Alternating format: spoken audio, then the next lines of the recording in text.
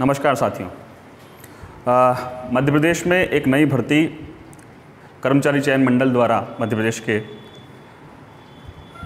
घोषित हो चुकी है और यह है उच्च माध्यमिक शिक्षक चयन परीक्षा यानी कि higher secondary teacher recruitment test. साथियों, क्या क्या इस वैकेंसी से रिलेटेड जानने के लिए आपके लायक है, और जैसे उदाहरण के तौर पे हमने पिछले वीडियो में बताया भी था कि one time fees Madhya Pradesh सरकार द्वारा ये स्कीम लागू की गई है। तो क्या वन टाइम फ़ीस की स्कीम इस रिक्रूटमेंट में ESB द्वारा मध्य प्रदेश शासन द्वारा लागू की गई है? साथ ही क्या इसकी न्यूनतम योग्यताएं हैं? ESB के जो अभी तक टीचर एलिजिबिलिटी के टेस्ट हुए उसमें पेडागोजी वगैरह सिलेबस में रही है, तो क्या इस बार भी ये जो शिक्षक चयन परीक्षा है हायर सेकेंडरी की, क्या इसमें भी पेडागोजी वगैरह या सिलेबस में कुछ बदलाव किया है? क्या इसके लिए न्यूनतम उम्र है, क्या इसके लिए अधिकतम उम्र है, कितनी पोस्ट है? इसके बारे में आइए हम डिटेल से इस वीडियो में बात करते हैं। One by one, point two point हम बात करते हैं। इस वीडियो को देखने के बाद आपके जितने प्रश्न बन रहे होंगे इस परीक्षा को लेके, मुझे उम्मीद है कि वो सारे के सारे प्रश्न पूरी तरीके से संतुष्टि आपको उन प्रश्नों से मिलेगी। ठीक है दोस्तों, तो चलिए शुरू करते हैं बिना देर करें। कर्मचारी चयन मंडल मध्य प्रदेश के द्वारा मध्य प्रदेश शासन स्कूल शिक्षा विभाग में आप देख पा रहे हैं यहाँ पे स्कूल शिक्षा विभाग में तथा मध्य प्रदेश शासन द्वारा जनजातीय कार्य विभाग के अंतर्गत उच्च माध्यमिक शिक्षक चयन परीक्षा यानी कि higher secondary teacher recruitment test है दोस्तों। ये एलिजिबिलिटी टेस्ट नहीं है, क्योंकि देखिए आप यहाँ पे स्पष्ट लिखा हुआ है मध्य प्रदेश कर्मचारी चयन मंडल मध्य प्रदेश भोपाल द्वारा आयोजित उच्च माध्यमिक शिक्षक पात्रता परीक्षा जो थी टीचर एलिजिबिलिटी टेस्ट 2018 और 2023 जो कि अभी हुआ था, इसी वर्ष हुआ था, में निर्धारित प्रतिशत के साथ उत्तीर्ण अर्ह पाए गए अभ्यर्थी ही इस चयन परीक्षा में आवेदन करने हेतु पात्र होंगे। मतलब कि MPTET टीचर एलिजिबिलिटी टेस्ट 2018 में जो लोग पास हुए हैं, क्वालिफाई हुए हैं, 2023 में जो लोग क्वालिफाई हुए हैं, वो लोग इस रिक्रूटमेंट एग्जाम में पार्टिसिपेट कर सकते हैं। यहाँ से मतलब ये कुल मिला के वो आपका प्रीलिम्स था, ये आपका मेन एग्जाम है। इस मेन एग्जाम के द्वारा आप मध्य प्रदेश में हायर सेकेंडरी लेवल के लेक्चरर यानी कि टीचर बन सकते हैं, वर्ग 1 जिसे हम सामान्य तौर पर सब लोग कहते हैं। ठीक है दोस्तों, इसके साथ में अगर हम आगे बढ़ें तो आवेदन की तिथि क्या है आपकी? तो आवेदन की तिथि 18/5/2023 मतलब 18 मई से आपके एग्जाम के फॉर्म डालने प्रारंभ हो जाएंगे और 1 जून तक ये एग्जाम के फॉर्म आपके डाले जाएंगे। इसके अलावा अगर आप गलती से अगर कोई मिस्टेक अगर आपके फॉर्म में होती है तो संशोधन की भी तारीख उन्होंने दी है, 18/5 से ही हो जाएंगे, पर जो फॉर्म डालेंगे उसकी डेट से 5 दिन आगे, 5 दिवस आगे तक आप संशोधन के लिए अप्लाई कर सकते हैं, मतलब 6/6/2023 है ना। परीक्षा शुल्क आपको पता ही है, मगर देखिए मंडल का परीक्षा शुल्क, इस परीक्षा शुल्क में एक स्टार बना हुआ अगर आप देखेंगे तो ये स्टार क्या बताता है? शुल्क तो आपको पता है, अनारक्षित अभ्यर्थियों के लिए 500 रुपये प्रश्न पत्र के हैं, इस पेपर के लिए हैं, और SC ST OBC या दिव्यांगजन जो हमारे हैं उनके लिए 250 रुपये। मगर देखिए स्टार बना हुआ, स्टार का मतलब क्या है? मतलब ये है कि मध्य प्रदेश शासन सामान्य प्रशासन विभाग के आदेश क्रमांक F 12/5/2023 दिनांक 20 अप्रैल 2023, और ये आदेश के बारे में हमने आपको पिछले वीडियो में बताया हुआ है, आप देख भी सकते हैं, के अनुसार मंडल द्वारा आयोजित की जाने वाली परीक्षाओं में दिनांक 16 अप्रैल 2024 तक भरवाए जाने वाले आवेदन पत्रों में आवेदकों को केवल प्रथम परीक्षा का आवेदन पत्र भरने के समय एक बार निर्धारित परीक्षा शुल्क दे होगा। यानी कि वन टाइम फीस जो है मध्य प्रदेश में जो मुख्यमंत्री शिवराज सिंह चौहान जी ने घोषणा की थी जिसकी, वो यहाँ पे अप्लाई हो चुकी है फाइनली, है ना। मतलब आप इस परीक्षा में, ये पहली परीक्षा है मेरे ख्याल से, इस परीक्षा में जो फीस देंगे इसके बाद 19 अप्रैल 2024 तक जो भी परीक्षा आप देंगे, इसके अलावा अगर आप कोई परीक्षा देते हैं तो उस परीक्षा के लिए आपको अन्य फीस नहीं देनी होगी। ये बहुत अच्छी एक न्यूज़ है हमारे लिए, ठीक है। इसके और मगर एक विशेष बात याद रखिएगा कि ये सिर्फ अप्लाई होगा कहाँ? ESB यानी कि एम्प्लॉय सिलेक्शन बोर्ड, यानी कि जो कर्मचारी चयन मंडल की परीक्षाएं होंगी सिर्फ उसी में अप्लाई होगा, अन्य किसी परीक्षा में अप्लाई नहीं होगा। जैसे अगर आप PSC का फॉर्म डालेंगे तो वहाँ पे आपको फीस वगैरह जमा करनी होगी। ठीक है दोस्तों, चलिए आगे बढ़ते हैं। इसके अलावा आपकी परीक्षा का दिनांक और दिन कौन सा है? तो देखिए बुधवार हमारे जो गणेश जी का दिन है, यहाँ से आपकी परीक्षा का प्रारंभ होगा 8/2/2023 यानी 2 अगस्त से आपकी 2023 से आपकी परीक्षाएं प्रारंभ हो जाएंगी। 2 शिफ्ट में ये परीक्षा होंगी, प्रथम और द्वितीय पाली में सुबह 7:30 से 8:30 बजे से शुरू हो जाएंगी, मतलब रिपोर्टिंग टाइम है आपका, और 1 बजे से 2 बजे तक रिपोर्टिंग टाइम है दूसरी शिफ्ट का। इधर 9:20 से 9:30 बजे तक ये परीक्षा यहाँ पर शुरू हो जाएंगी, 9:30 से 11:30 तक ये परीक्षा चलेगी फर्स्ट शिफ्ट की, और दूसरी जो शिफ्ट है वो 3 बजे से 5 बजे तक चलेगी। और दोस्तों समय दे रखा है आपकी परीक्षा के लिए 2 घंटे। कितना समय? 2 घंटे का आपका पेपर होगा। सिलेबस में क्या है ये भी आगे देखेंगे हम लोग। चलिए आगे चलते हैं, नेक्स्ट चीज़ पे बात करते हैं। तो 18 मई से आपकी परीक्षाएं शुरू हो रही हैं। इसके बाद बात करें न्यूनतम उम्र की, अगर बात करें इसमें तो आप देख पा रहे हैं यहाँ पे 21 वर्ष न्यूनतम एज 21 वर्ष, और मेरे ख्याल से हायर सेकेंड लेवल की आप परीक्षा दे रहे हैं तो डेफिनेटली 21 वर्ष तो आपका कंप्लीट होगा ही, नहीं तो आप वैसे ही पात्र नहीं होंगे।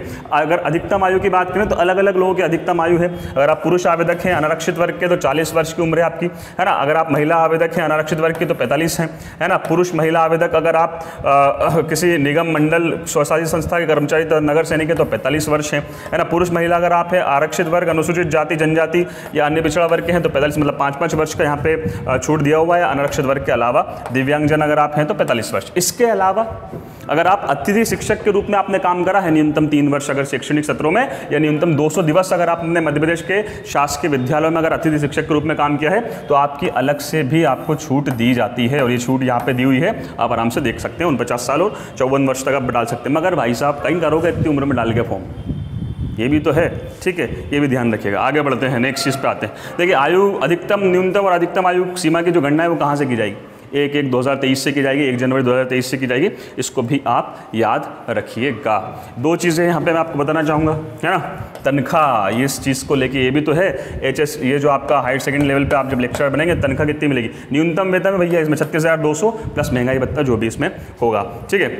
इसके बाद बात करें, देखिए सबसे महत्वपूर्ण चीज़ क्या है? सबसे महत्वपूर्ण चीज़ ये है कि जैसे आपका टीचर एलिजिबिलिटी टेस्ट जो हुआ था पिछले 18 में भी हुआ था, 23 में भी हुआ था, इसमें भी आपको न्यूनतम क्वालिफाइंग मार्क्स निर्धारित किए गए थे। यहाँ भी ऐसा ही है। अगर आप SC ST या अन्य पिछड़े वर्ग से हैं या आर्थिक रूप से जो EWS वाला हमारा आरक्षण है तो आपको मिनिमम 40% अंक तो लाना ही है, और अगर आप अन्य हैं तो आप 50% अंक कम से कम आपको लाना निर्धारित किया गया है, न्यूनतम आपको लाना ही।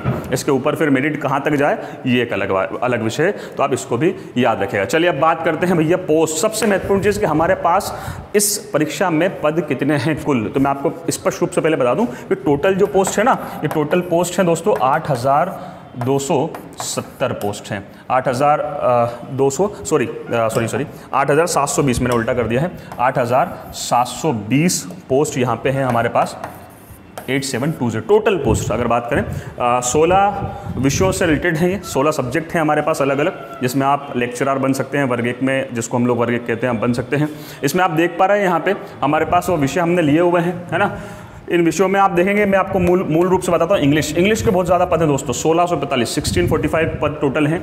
ये स्कूल शिक्षा विभाग में है, और जनजातीय कार्य विभाग में इसी में 118 पद, मतलब 1763 टोटल जो पद है वो तो इंग्लिश विषय के ही सब्जेक्ट ही हैं। मैथ्स के भी काफ़ी अच्छे पद हमें देख रहे हैं, को मिल रहे हैं यहाँ पे। 1214 तो स्कूल शिक्षा विभाग में ही हैं, और इसके अलावा जनजातीय कार्य विभाग में 148 है, यानी कि 1362। इसके अलावा Sanskrit, Urdu, biology, physics, chemistry, अन्य के अलावा और भी देखते हैं। इसके अलावा हम देखें history, political science, geography, economics, sociology, commerce, agriculture, home science, इन सब के पदों को मिला दिया जाए तो टोटल आपके पद हो जाते हैं 8,720 पद हैं। 8,720 पद, 16 विषय यहाँ पे आपके हैं। इनमें से स्कूल शिक्षा विभाग के 7,591 और आपकी जो जनजातीय कार्य विभाग है इसमें 1129 पद दिए हुए हैं। तो काफ़ी अच्छे पद हैं। खासकर में देखें आप, इंग्लिश में बहुत ज़्यादा है, मैथ्स में हालांकि ऐसा कुछ नहीं है, पदवत कुछ नहीं है। अगर आप तैयारी करते हैं, आपकी तैयारी को मजबूत बनाए रखते हैं तो डेफिनेटली निश्चित ही आपका इस परीक्षा में सिलेक्शन होगा, क्योंकि आपको सिलेक्शन के लिए तो एक ही पद चाहिए, है ना। 1600 या 2000 पदों से कोई मतलब ही नहीं है हमें। ठीक है, आगे बढ़ते हैं, नेक्स्ट चीज़ पे बात करते हैं। अगली चीज़, सबसे महत्वपूर्ण चीज़ ये रहता है लोगों के मन में कि क्या इस परीक्षा में आपका ऋणात्मक मूल्यांकन होगा। तो देखिए स्पष्ट लिखा हुआ है ऋणात्मक मूल्यांकन नहीं किया जाएगा, मतलब माइनस मार्किंग इस परीक्षा में नहीं है। एक प्रश्न होगा और सही प्रश्न का उत्तर देने पर 1 अंक आपको दिया जाएगा। एक प्रश्न एक मतलब ऑब्जेक्टिव ही है, 1 नंबर का 1 मार्क्स, मतलब एक प्रश्न का 1 नंबर। मगर आप अगर गलत करते हैं तो आपका नंबर उसमें नहीं काटा जाएगा। तो इस चीज़ के लिए याद रखेगा। नेक्स्ट चीज़ और सबसे महत्वपूर्ण चीज़, परीक्षा का प्रारूप क्या है दोस्त, है ना। परीक्षा का प्रारूप क्या है, तो देखिए क्या है, परीक्षा में 16 विषय हैं आपके। यहाँ पे मैं आपको शुरू से बताता हूँ कि चयन परीक्षा है तो 100 अंकों का एक प्रश्न पत्र होगा। अवधि 2 घंटे, 2 घंटे का आपको टाइम मिलेगा। MCQs यानी कि वही ऑब्जेक्टिव टाइप के प्रश्न होंगे। एक प्रश्न, प्रत्येक प्रश्न का 1 अंक होगा। 100 अंक का होगा प्रश्न पत्र और 100 उसमें ऑब्जेक्टिव प्रश्न होंगे आपके। हर विषय का अपना एक पेपर होगा, 100 प्रश्नों का। हिंदी का अपना 100 प्रश्न, 100 अंक। इंग्लिश के अपने 100 प्रश्न, 100 अंक। इसी प्रकार से जितने भी विषय आपके हैं, मतलब आपको देखिए अलग से कोई विषय पढ़ने की ज़रूरत नहीं है। आप जिस विषय में आपको महारत हासिल है जिस विषय से आपने पीजी किया हुआ है, जो मूल विषय आपका है, उस मूल विषय को आप खूब पढ़िए और डेफिनेटली आपका 100 प्रश्न का जो पेपर उसी विषय का होना है, उसमें आपके बहुत अच्छे नंबर रहेंगे, आप मेरिट में आप आ जाएंगे और सिलेक्शन होंगे। देखिए नीचे इसमें लिखा हुआ है एक चीज़ कि विषय वस्तु का जो स्तर है, पाठ्यक्रम जो आपका होगा वो स्नातकोत्तर स्तर के समकक्ष होगा, यानी कि जो आपका पोस्ट ग्रेजुएशन होता है ना, उस लेवल का आप में इसमें पूछा जाएगा, है ना। इस प्रश्न पत्र में प्रश्न मध्य प्रदेश राज्य के कक्षा 11 और 12 के प्रचलित पाठ्यक्रम के विषय वस्तु पर आधारित होंगे, लेकिन इनका कठिनाई स्तर एवं संबद्धता स्नातकोत्तर स्तर का होगा। मतलब देखिए क्या है, आपका जो लेवल है, आपका जो एग्ज़ाम है वो तो पीजी लेवल का है, पोस्ट ग्रेजुएशन लेवल का है, मगर आपका जो पढ़ाने का है, आप 11th-12th के लोगों को पढ़ाएंगे, बच्चों को पढ़ाएंगे, विद्यार्थियों को पढ़ाएंगे, तो जो पाठ्यक्रम में जो प्रचलित प्रश्न आते हैं, किस पाठ्यक्रम के, 11th-12th के पाठ्यक्रम के जो प्रचलित प्रश्न है, वो तो उसमें तो आपको महारत होनी ही चाहिए। इसके अलावा अगर आप बात करें ना, इन्होंने दिए कि अगर मान लो कठिनाई स्तर की बात करें तो कठिनाई स्तर इसका पीजी लेवल का ही रहना है। तो दोस्तों ये तमाम बातें थी, माइनस मार्किंग नहीं है, 100 प्रश्नों का पेपर है, 100 नंबर का पेपर है, एक ही सब्जेक्ट की आपको तैयारी करना है, जो भी आपका मूल विषय उसी की आपको तैयारी करना है। तैयारी के लिए आपके पास पर्याप्त समय है, आपके एग्ज़ाम जो है अगस्त में 2 अगस्त से आपसे शुरू हो रही है, तो आपके पास समय भी पर्याप्त है, क्योंकि एक ही विषय आपको है, 10 विषय आपको नहीं पढ़ना। अभी आपने ग्रुप 2 सब ग्रुप 4 पटवारी वाले में देखा होगा, 8-8 विषय थे, समझ में नहीं आ रहा है स्टूडेंटों को, विद्यार्थियों को पढ़ना क्या है, तो ये भी एक विषय था। तो आपका एक ही विषय आपको पढ़ना है। फॉर्म डाल दीजिएगा, वन टाइम जो फीस वाली स्कीम थी वो योजना यहाँ से लागू कर दी गई है, तो ये भी एक अच्छी चीज़ है। कुल मिला के और पोस्ट, जो नंबर ऑफ पोस्ट है वो भी काफ़ी अच्छे हैं, 8720 पोस्ट है, तो ये भी एक बहुत अच्छी अपॉर्चुनिटी आप लोगों के लिए है। मेरी शुभकामनाएं आप सभी के साथ हैं। कोई प्रश्न अगर आपका अन्यत्र बनता है तो आप कमेंट में हमें बताइए, हम उसको भी हल करने का प्रयास करेंगे। धन्यवाद।